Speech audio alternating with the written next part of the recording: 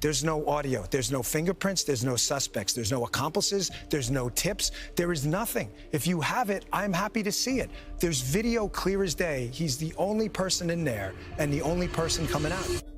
Other people would come and complain, this guy is taking people from the spa. I didn't know that. And then when I heard about it, I told him, I said, listen, we don't want you taking our people, whether it was spa or not spa.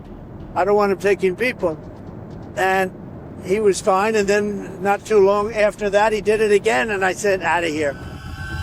They told us the surveillance video spoke for itself, that it proved no one entered or exited the cell block where Jeffrey Epstein was found dead.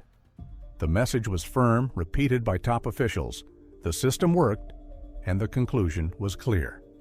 Suicide. But the newly released footage tells a different story. Not through what it reveals, but through what it fails to show. In August 2019, Epstein was discovered unresponsive inside his cell at the Metropolitan Correctional Center in New York City.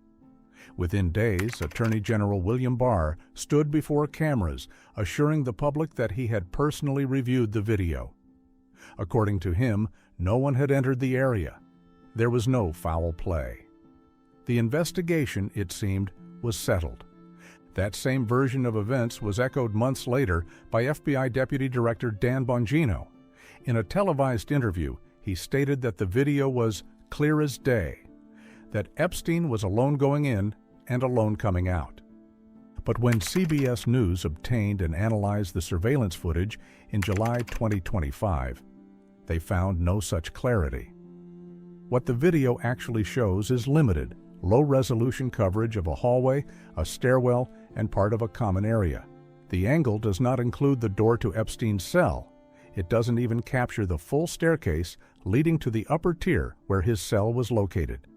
This matters, because the very claims made by government officials relied on the assumption that the video provided complete visibility. But according to CBS, it doesn't, and never did. To better understand the layout, CBS digitally reconstructed the special housing unit using federal diagrams and official records. What they found confirmed their concern. Critical blind spots exist in the footage. The entrance to Epstein's cell, the main access points, even the upper tier itself, all remain out of view. And yet, it was on this incomplete video that the official narrative was built. No one is claiming the video proves foul play, but the inconsistencies between what was said and what is actually seen raise uncomfortable questions.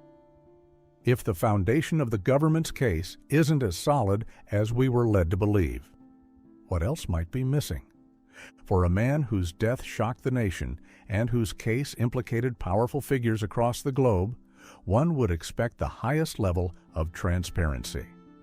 Instead, we're left with a video that shows almost nothing, and a government that insists it shows everything.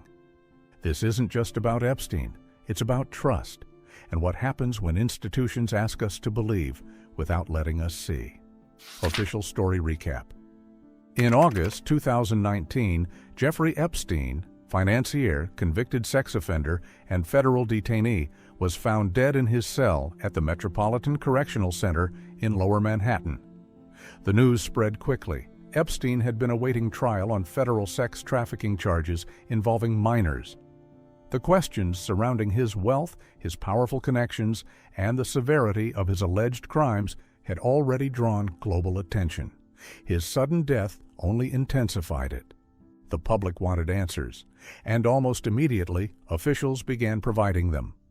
Just days after Epstein's death, then Attorney General William Barr addressed the nation.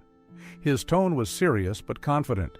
He acknowledged the public's concern but reassured everyone that the situation was under control.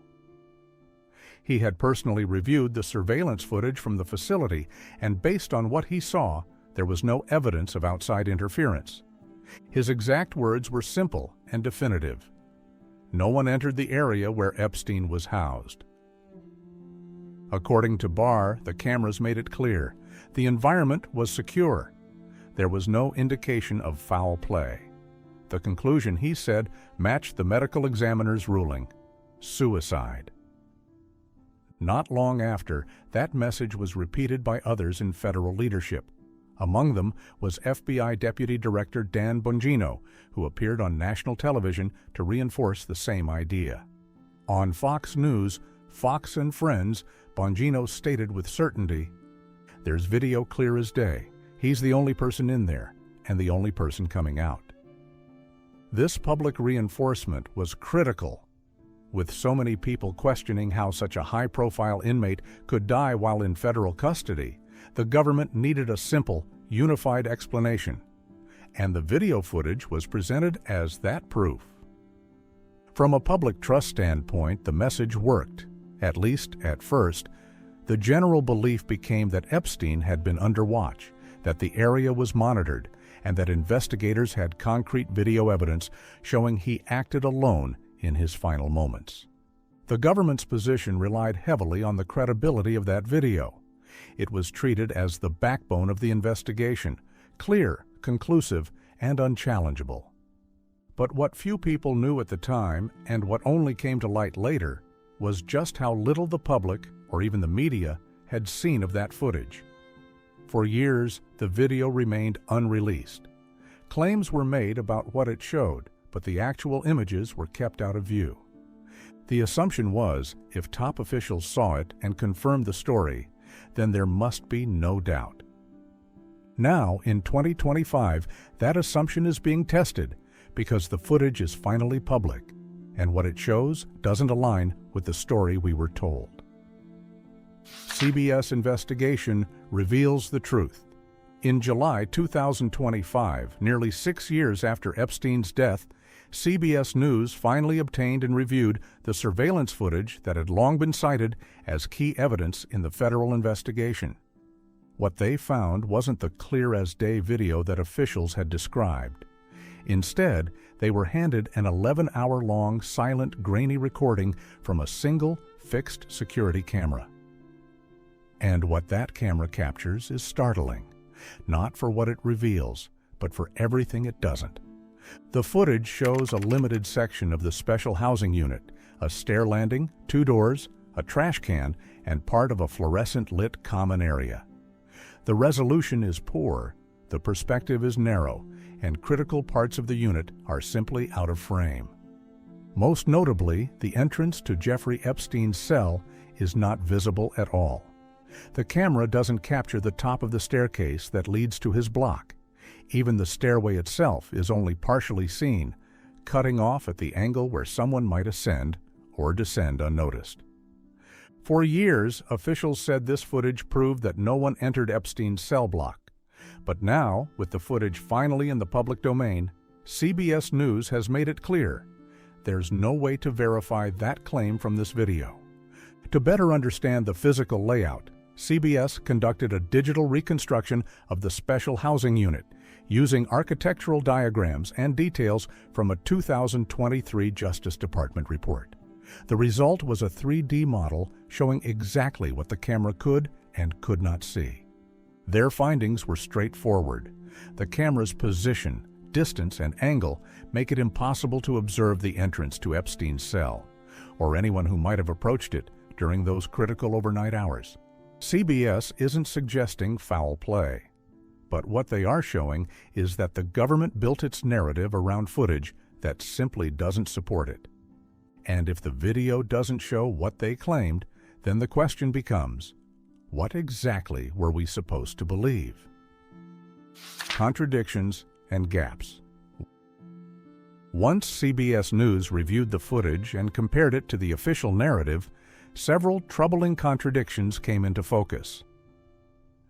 The most glaring issue is visibility, or the lack of it. The camera that recorded Epstein's final hours does not show the entrance to his cell, nor does it show the main doorway into the Special Housing Unit, SHU. These 2 points are essential. If someone had entered the unit or approached Epstein's cell during the night, the camera would not have caught it. And yet, the FBI publicly stated that anyone entering or attempting to enter the tier where Epstein's cell was located would have been captured by this footage. That claim has now been challenged, not by speculation, but by the video itself. Even more concerning is the issue of system failure. According to the DOJ report, the digital video recording system experienced technical issues on the night of Epstein's death.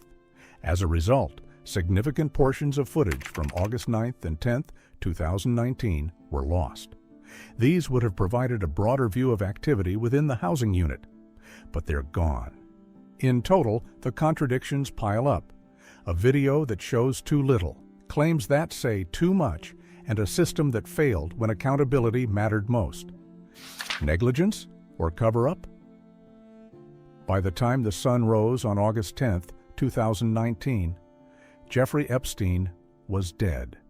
His body had been discovered in his cell, alone, in a unit specifically designed for heightened supervision. The questions that followed were not just about how, but how something like this was even possible. Epstein was not just any inmate. He had been designated a suicide risk after an earlier incident in July. Under prison protocol, that status came with strict requirements.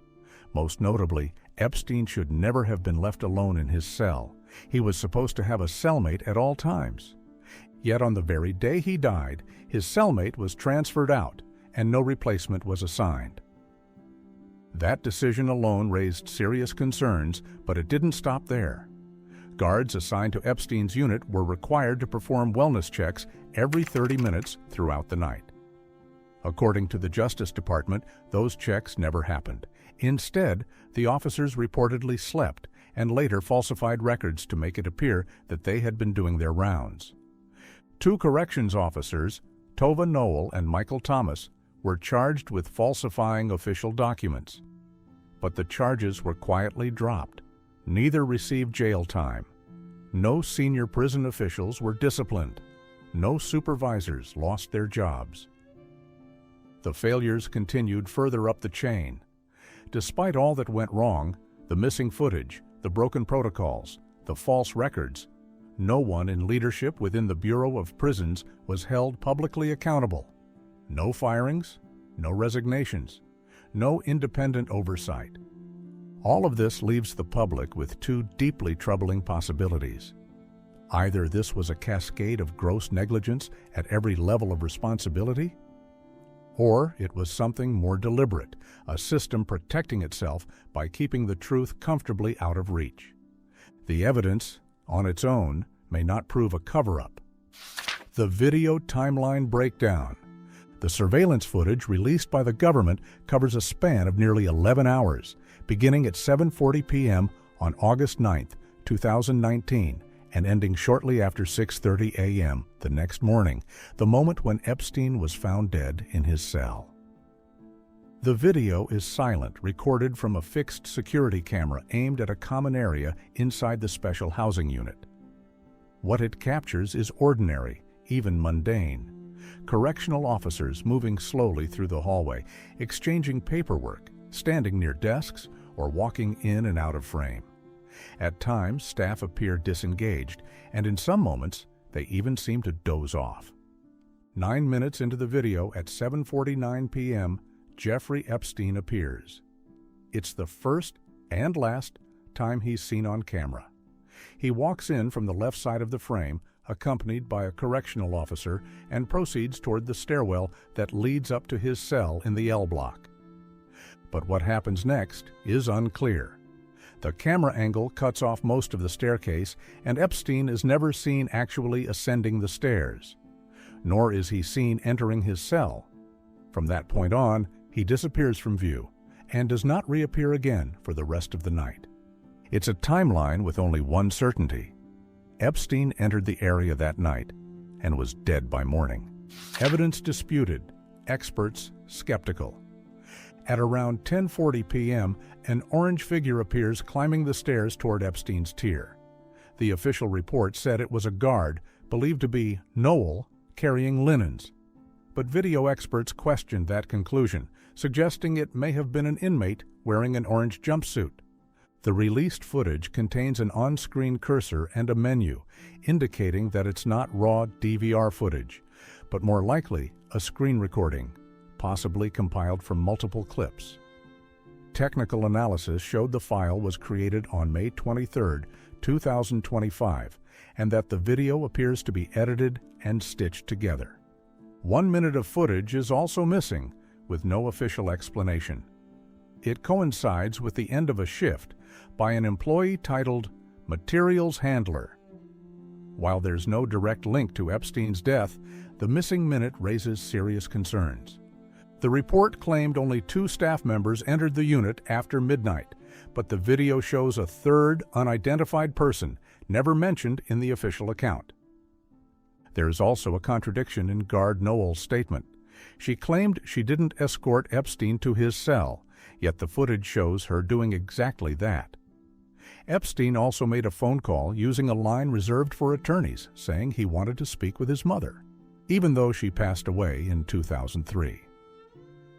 Most importantly, multiple staff members entered the unit, while Noel and Thomas were not in a position to monitor the entrance, directly contradicting the claim that no one could access the area without being seen.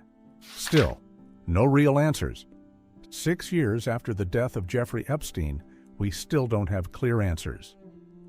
What we have is a video that shows very little, a staircase partially in view, a cell door completely out of frame, hours of uneventful footage, followed by the sudden rush of officers reacting to something we cannot see.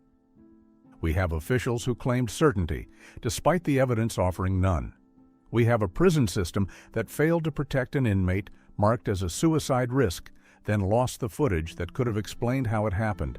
We have 2 guards who falsified records and walked away with no jail time, and no one in senior leadership ever held responsible. And now, after all the public statements, press conferences, and promises of transparency, the FBI says the case is closed. The government stands by its story. But the images we've now seen, thanks to CBS News, don't confirm that story. If anything, they show us just how much we were never shown at all. The conclusion may still be suicide, but the way we got there, that's where the real questions begin. Because when evidence is incomplete, when oversight fails, and when power answers only to itself, trust fades. And once trust is gone, it doesn't come back easily.